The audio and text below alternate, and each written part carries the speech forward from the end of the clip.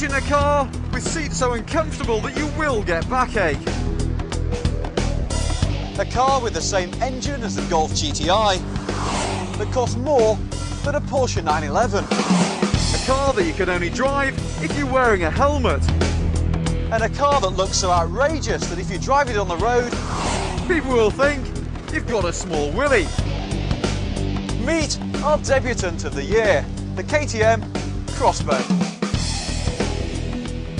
KTM is Europe's second largest motorcycle manufacturer, but to call this car a KTM is a bit like saying that Arsenal's an English football team. The engine's from Volkswagen.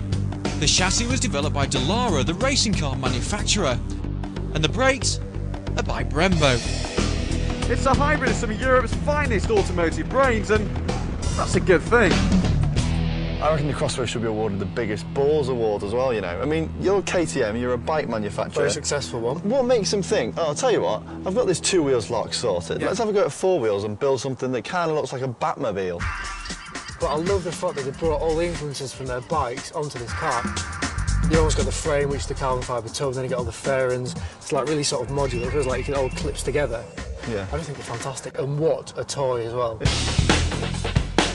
The 2-litre turbocharged engine develops 237 brake horsepower in a car that weighs just 770 kilos. 0 to 60, 3.9 seconds. That's faster than a Ferrari F430.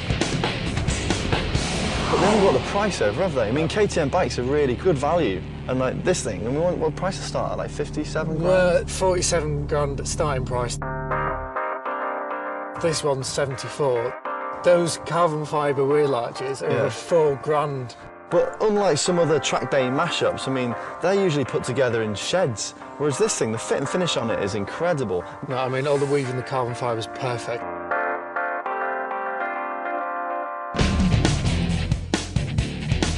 Actually, if you can get past the helmet and the open-air driving position, this thing's not actually all that intimidating to drive. If you jumped out of a Caterham 7 or maybe a Ariel Atom, then this thing's going to feel like a big pussycat. It doesn't really feel like a racing car, and to be honest, it doesn't really sound like one either.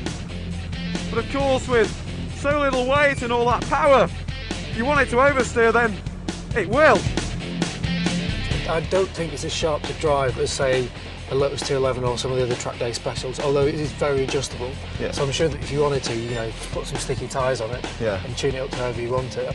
But of course, when you really open it up, this is a genuinely fast car, and above 100 miles an hour, hitting 110. I just feel like the whole helmet wants to be ripped off my head. Yeah, I mean, what a toy. Money no object. You can have any car. This has got to be in your collection. Proper piece of kit, and it's got real gore factor.